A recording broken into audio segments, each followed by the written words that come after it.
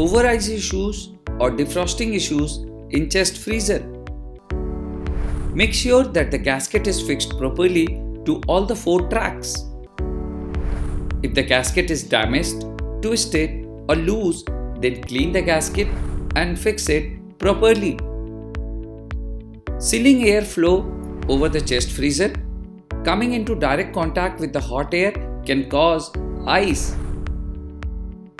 Make sure that there is no gap between the door and the cabinet. Moreover, opening the door frequently or opening it for a longer time can cause over-icing. Ice formation is a normal process during the rainy season when there is an excess moisture in the air. If your problem has not been resolved even after trying all these suggestions, then please register a request at Voltas Customer Care.